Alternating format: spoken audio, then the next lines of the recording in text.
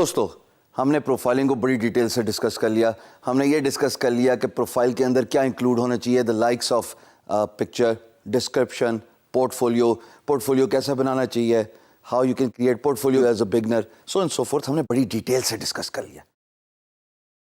آئیے اب ایک ایسے فیکٹر کو ڈسکس کرتے ہیں جو شاید دیکھنے میں بظاہراً اتنی امپورٹنس نہ لیتا ہو, لیکن اس کی واقعی ان لانگ ٹرم بہت امپورٹنس ہے.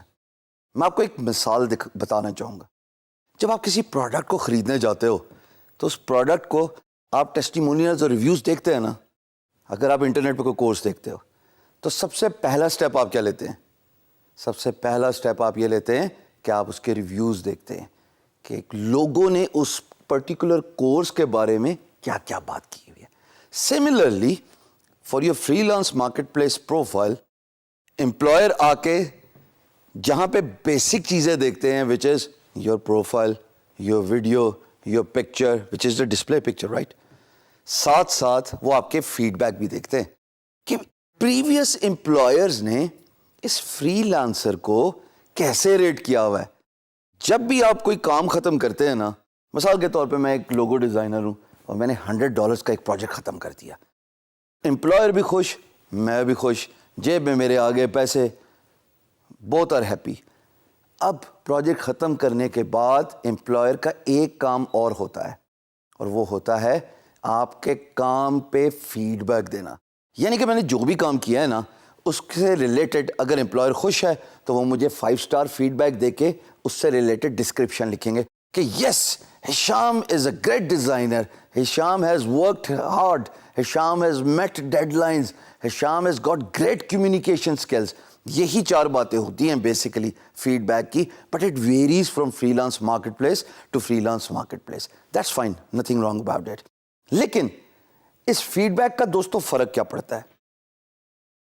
دیکھیے, اس فیڈ بیک کا فرق یہ پڑتا ہے کہ آنے والا امپلائر یعنی کہ نیو پوٹینشیل امپلائر آپ کے پروفائل میں 3 چیزیں جان لیتا ہے. ایک, یور کریڈیبلٹی, بھائی یہ بندہ ٹھیک ہے, اس کو پریویس لوگوں نے بھی کام کروایا, اس کو اچھی فیڈ بیک دی, ٹھیک آدمی ہے, let's talk to him regarding your business. Credibility کے بعد آتا ہے سسٹینیبلٹی. اب سسٹینیبلٹی کیا ہے؟ سسٹینیبلٹی یہ ہے کہ اس کو ایک فیڈ بیک ملی تھی 2015 میں, پھر اس کو فیڈ بیک ملتی رہی ہے 2016 میں, پھر اس کو فیڈ بیک ملتی رہی سارے 2017 میں, آگے چلتے رہے جتنے بھی سال ہیں. اس کا مطلب یہ سالوں سال سے کام کر رہا ہے. This guy knows his work, employer کو خوش رکھ رہا ہے. So sustainability is the second important thing. Third important thing is your reputation.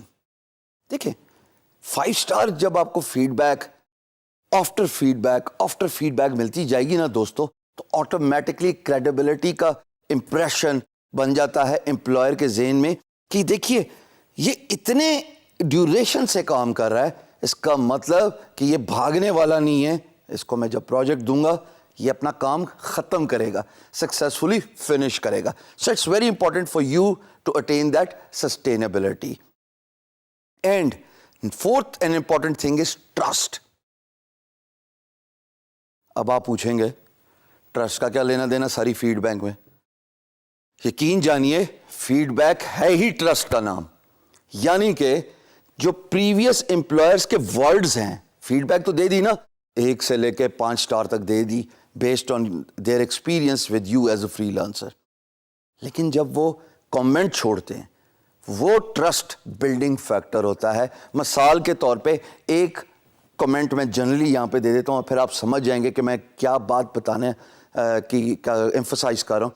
کہ یہ میں نے ایک امپلائر کا کام ختم کیا $100 کا, امپلائر بہت خوش, مجھے 5 اسٹار فیڈ بیک مل گئی, اور جو مجھے کمنٹس ملے وہ یہ تھے, I have use Hisham, he is time conscious, he does good quality, I am please and I recommend Hisham for the future work. جب یہ بات ہو جائے گی کمنٹ سیکشن میں, آٹومیٹکلی آپ کی کریڈیبلٹی, آپ کی سسٹینیبلٹی, آپ پہ ٹرسٹ آٹومیٹکلی آنے والے امپلائرس کا بلڈ ہو جائے گا. So whenever you successfully finish a project, It's your responsibility to request your employer to give you honest feedback, because feedback is that review system which would build the trust for future employers. I hope that makes sense to you.